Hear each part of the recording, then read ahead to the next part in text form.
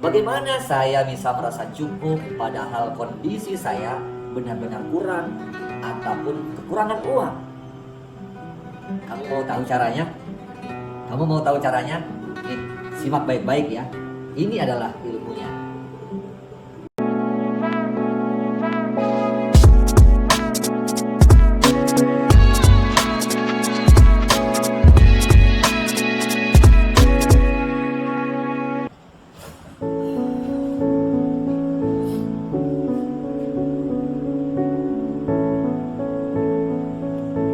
Assalamualaikum warahmatullahi wabarakatuh. Teman-teman yang berbahagia, apa kabarnya? Mudah-mudahan semuanya dalam keadaan sehat walafiat. Amin ya robbal alamin. Hidup terasa lebih apabila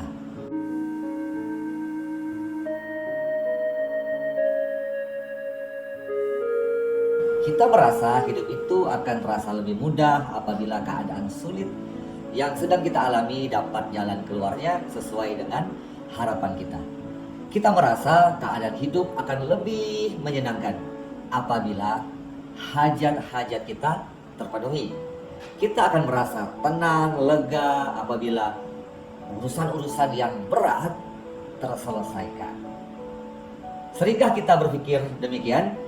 Ya, hidup lebih mudah apabila hidup menyenangkan, apabila hidup tenang dan lega, apabila kalimat setelah kata apabila adalah syarat yang kita buat. Maka syarat inilah yang menentukan keadaan kita.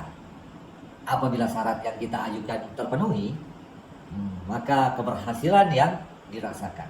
Namun sebaliknya, apabila syarat yang kita ajukan tidak terpenuhi, keadaan tetap sama dan belum ada jalan keluarnya. Oke?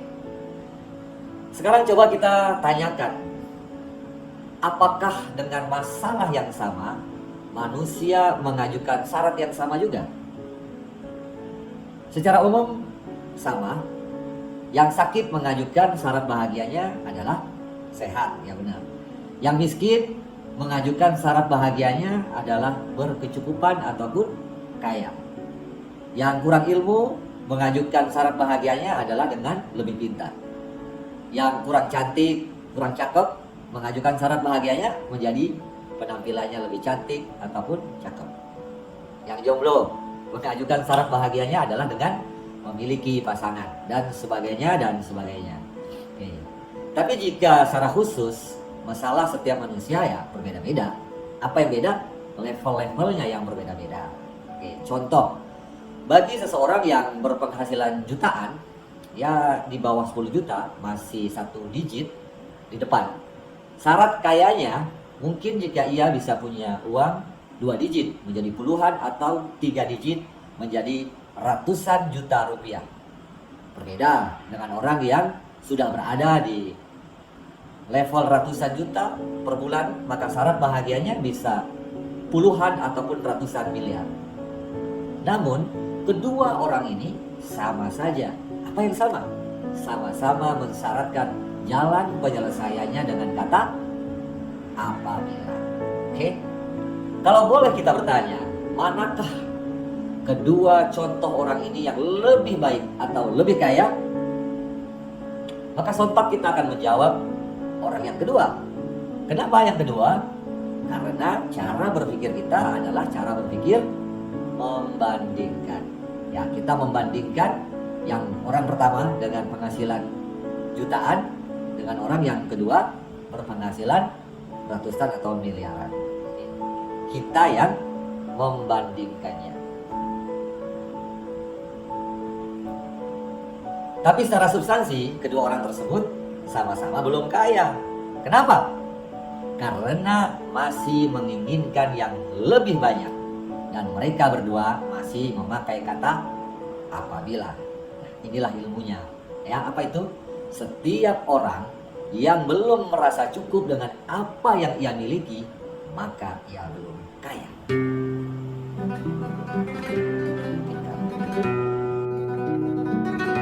Dimanapun level uang itu, Adakah di level jutaan atau ratusan juta, miliaran atau ratusan miliar sekalipun, sama saja. Makanya tidak aneh jika ada manusia yang sudah berpenghasilan ratusan juta atau miliaran, tetapi hidupnya kurang bahagia dan persoalan hidupnya tetap ada. Manusia itu ingin selalu lebih. Itu adalah fitrah dari nafsu manusia. Itu adalah hal yang wajar. Silahkan lakukan yang terbaik dengan ilmu yang benar. Tapi ingat, perasaan saat kita ingin lebih, jangan karena merasa kurang. Merasa kurang adalah bukti kalau kita itu miskin. Orang kaya merasa cukup. Oke? Kamu lantas bertanya,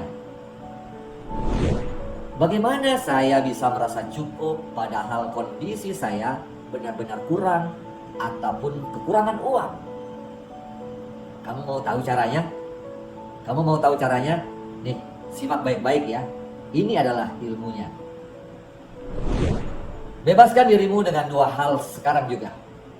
Karena jika kamu tidak melepaskan dirimu, maka kamu akan sulit sekali untuk menerima kebenaran. Sekarang gunakan pikiran yang bersih, terbuka dan menerima. BTM. Bersih itu jangan ada suuzon ataupun prasangka yang negatif. Terbuka adalah siap menerima kebenaran, siap menerima hal-hal yang baru. Menerima itu adalah seperti menelan pil atau jamu yang pahit untuk kesehatan kebenaran. Apa dua hal itu? Pertama, pahami ilmu bisa menjadi perubahan apabila pemahaman terhadap ilmu sudah sampai kepada level yakin. Tahapannya seperti ini: paham, yakin, action. Artinya, apapun yang kita serap dari ilmu dan pengalaman orang lain atau pengalaman hidup kita haruslah bisa membuat kita yakin. Karena perubahan tindakan kita, action, sangat tergantung dari tingkat keyakinan, dan yakin tidak akan pernah sampai sebelum kita paham terlebih dahulu. Yang kedua, pikiran manusia yang terkadang penuh dengan hal-hal yang negatif membuat dirinya sulit untuk menerima kenyataan dan kebenaran. Padahal kebenaran itulah yang ia butuhkan untuk menyelesaikan persoalan-persoalan, masalah-masalah hidupnya. Kenapa ada orang yang rela melacur, ngepet, menipu dan sebagainya untuk mendapatkan apa yang ia inginkan? Apakah karena kurangnya ilmu tentang kebenaran? Tidak. Mereka tentu tahu mana ilmu yang baik, mana ilmu yang buruk. Tetapi mereka memilih jalan yang buruk karena mereka lebih yakin dengan jalan pintas tersebut. Keyakinan inilah yang membuat mereka mengambil keputusan dan membuat tindakan. Oke, apa ilmunya? Ilmunya adalah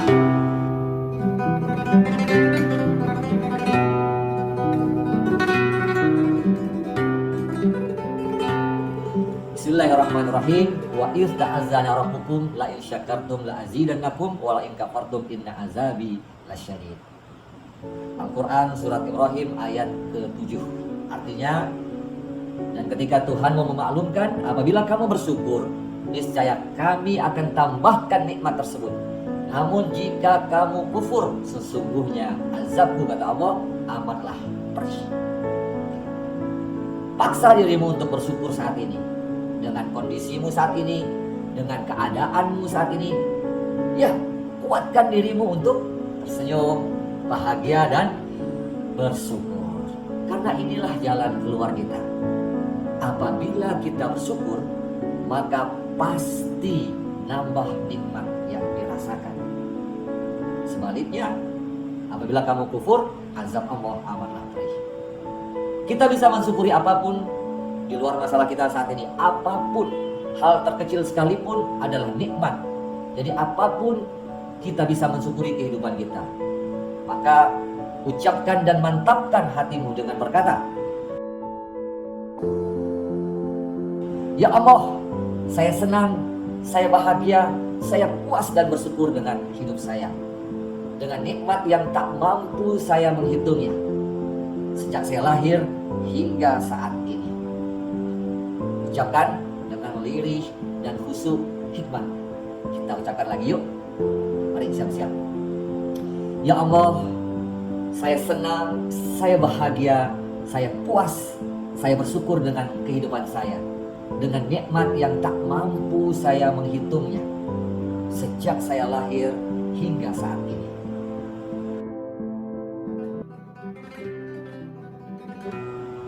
Kamu pasti bahagia. Kemarin adalah kenangan, esok adalah harapan, hari ini adalah kebahagiaan yang nyata. Daun kering dah hanya patah, tumbuh lagi tunas yang muda. Hidup bahagia ternyata mudah, hanya bersyukur sekarang juga. Assalamualaikum warahmatullahi wabarakatuh.